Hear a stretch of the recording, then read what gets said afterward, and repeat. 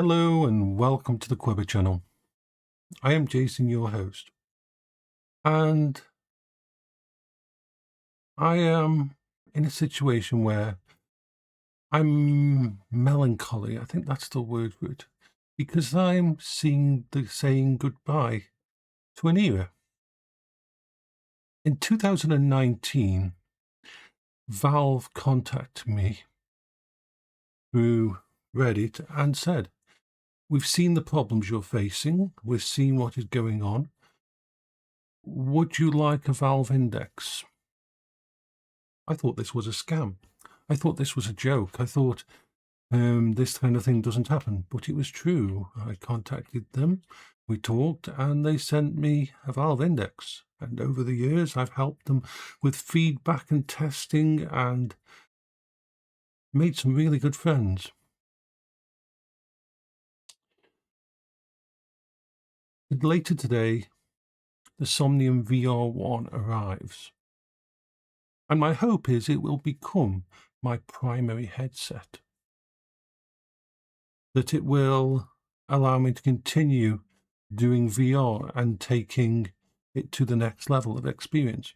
You see, VR for me was never a game, was never a niche hobby. VR for me was survival.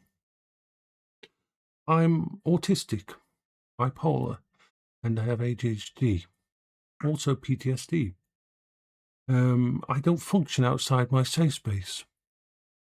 I don't function in the world. What you're seeing there is a video from 2021. And for some reason, virtual reality, when you put that headset on your head, it gave me peace. It connected me to a different realm. And for some reason, it settled my brain down. I sing in VR. I dance in VR. I can do things in VR. A friend I once met a long time ago in VRchat said to me, "In real life, I can't look people in the eye, but in VR, I can." Virtual reality is an amazing place for people with ADHD, people with autism. It is a very special place. It allows us to exist in a realm where we can separate ourselves from all the stuff we are dealing with. Make no mistake, if you were to meet me in real life and I didn't know you, I would probably freeze up and go catatonic. I don't leave my house except on my mobility scooter, not because I can't walk, but because holding on to that mobility scooter allows me to function. And so my first VR headset was the Vive, and I still remember it to this day. I remember going to my local shop, Overclockers, because they had a Vive and they had a room set up so you could go and test it. It's just a 20-minute test. I've been excited. I mean, I'm 55. I grew up with Lawnmower Man. I grew up with the 80s and the sci-fi and the promises that we had back then. VR was always the future I wanted. I am an autistic person with a tech affinity. Most of my treatments and what keeps me going each day is technology itself. Computers are very important to me.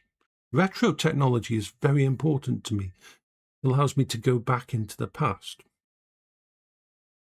So I walked into Overclockers, because back then you could just go in there, for my appointment on a Saturday morning. I remember it. And the guy said, "Have you ever tried VR before?" Because he had just basically come out. And I said, "No, I haven't. I've read up on it. I've researched it." He says, "Okay, we'll try 3 titles for you." The first was Into the Blue, which is the one where you're on that galleon under the water and a whale swims past you. It really shows you the scale of things when the eye of the whale that looks at you is like the size of the screen. And then it was Pirate Trainer, Space Pirate Trainer. And I can't remember what the third one was. I think it might have been Zombie Simulation. And I came out of that room shell-shocked. Those 20 minutes went like I was completely blown away. I got on the phone and I said to Paola, my wife, and said, do we have enough money? I've got to get this. This is something that's totally. We were both gamers and that we were both interested in stuff like this and that. So it wasn't that I had to sell it to her. And so £750 the Vive.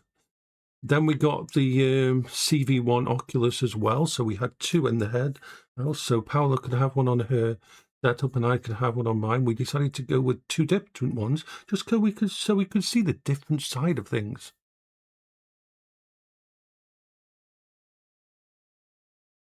And that began my love of VR. I tried everything. I went the Vive Pro.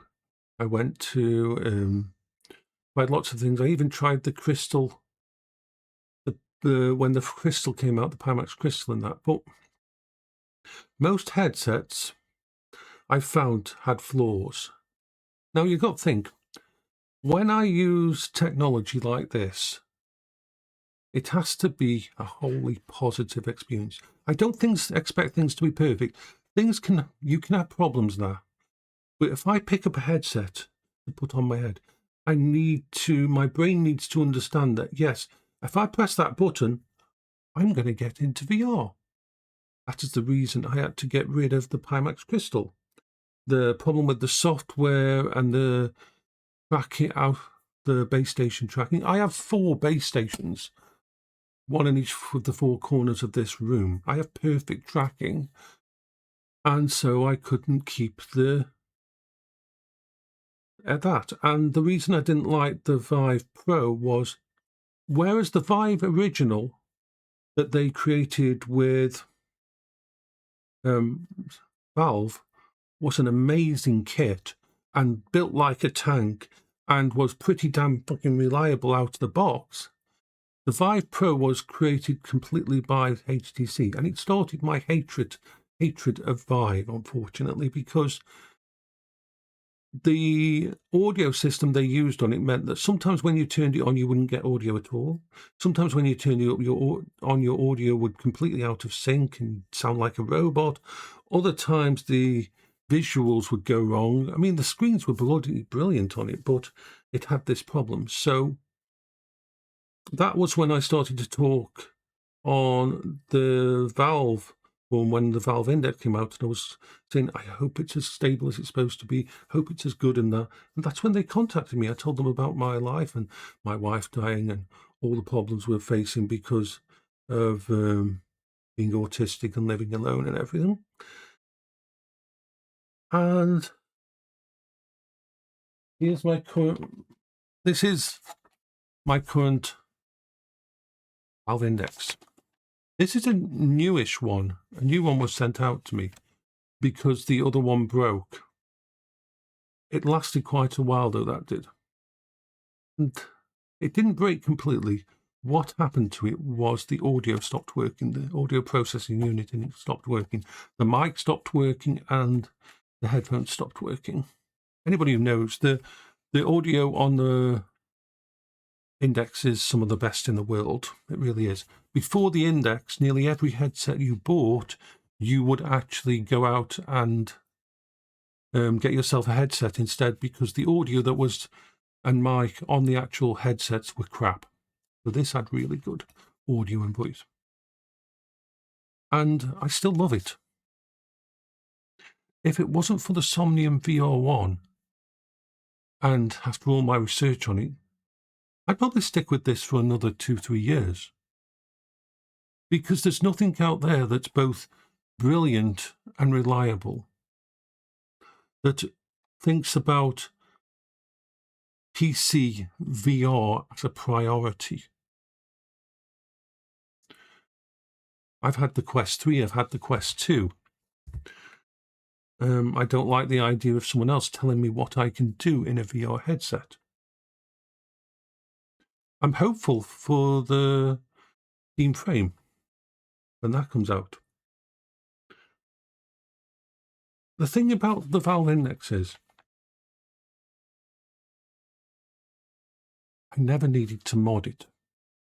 The only mods I did to my Valve Index was a piece of tape, Velcro on either side of the cable so that it didn't pull on. There's a clip that you get with it.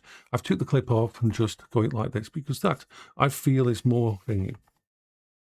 And I had one of those chill units in here for a fan. But I never had to really change many things to this. But it's old now. It's got my old VR optician lenses in as well. The lenses on this are very old compared to what we've got now. They were good for the time, but I want to show you some stuff. This is here to show you all the past stuff. Okay, 1 tether. 2 tethers. Yeah, 2 tethers. 3 tethers. 4 tethers. And then 1 facial interface gasket. 2 facial interface gaskets. 3 facial interface gaskets. 4 facial interface gaskets. And there's another one. I think we're at the bottom of it then. Yep. Oh, and one more. Another tether.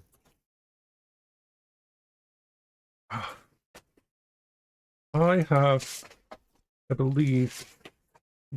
Ooh, let me check. I'll check actually before I say it. Let me just pull this away. I'll just pause this while I just check something. I've got 12,991 hours in VR by Steam VR. I've also got thousands of hours in VRchat and other places. I love Skyrim VR. Is one of my favourite things. I'm going to get back in it. I'm going to do a playthrough in Skyrim VR with the new setup, with the Somnium VR. It's going to be interesting to explore that. And I am hesitant because the index has been in my life for so long. I'm not going to get rid of the index. The index is going to sit on there as a backup. I always need my backups. I even have a computer down under the desk that I could set up with it if someone else was here and wanted to go on VR at the same time as me. But I can't wait for the Somnium VR to arrive today. My VR optician lenses have already come through. Very good company. I've my haptic vest is over there, my bHaptic Pro. I've got the Pro one, and I have 5 3.0 trackers. 3 of them are for tracking movement and that, but the other 2 are going to be used on, I think it's the UCAP motion gloves. Of course, I'll still be using my index controllers. I have 2 sets of index controllers over there, my primary one and a backup set of index controllers. I've gone through about, the thing is, let me show you. This is one of my damaged index controllers, which I still classify the index controller as the best controller in the world. It's such a tragedy that more companies haven't taken and run with this, because this controller is one of the best, if not the best controller I have ever had. I remember the first time I used one of these, and my first email to Valve, the Valve person I talked to, and explaining, because before this I had used the HTC Vive wands, and of course the Oculus controllers. And the difference was, when you used the wands, you held on to them like a death grip all the time. I've got these two controllers here, doesn't it? You had to hold grip on all the time, didn't you? Whatever you were doing with it, you had to grip on. You had that grip on. So you weren't as immersed. I remember the first message I said to Valve was, "Oh my God, I can let go."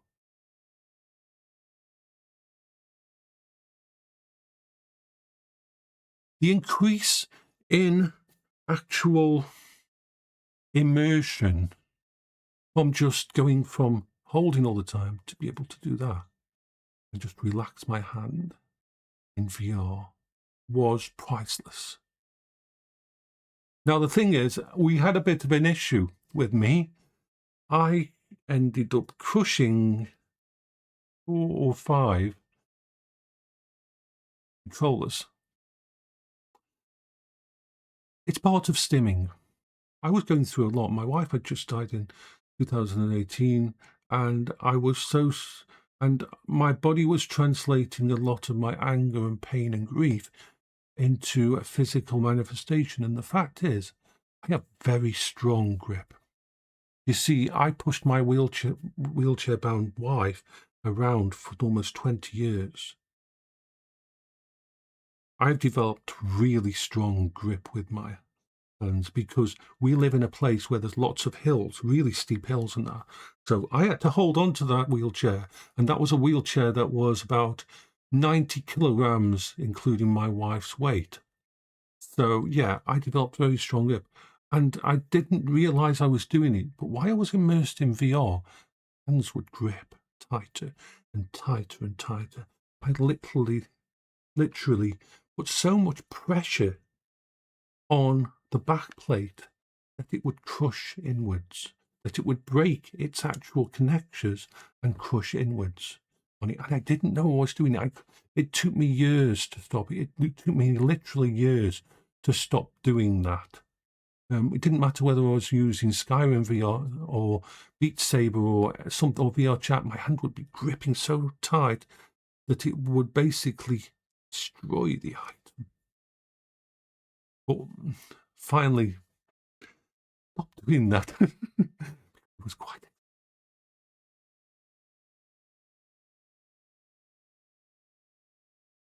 So I feel like I'm passing the torch on to a new headset now,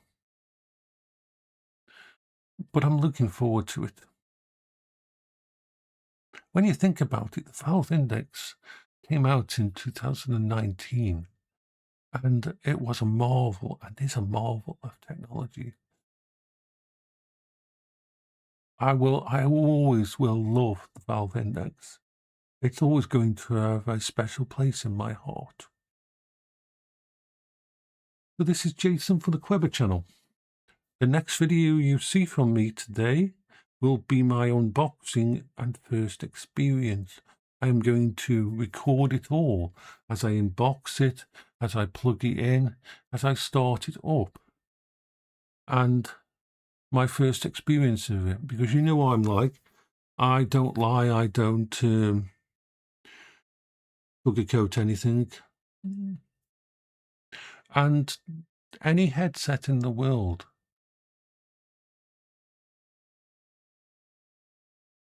has got a hell of a lot to live up to.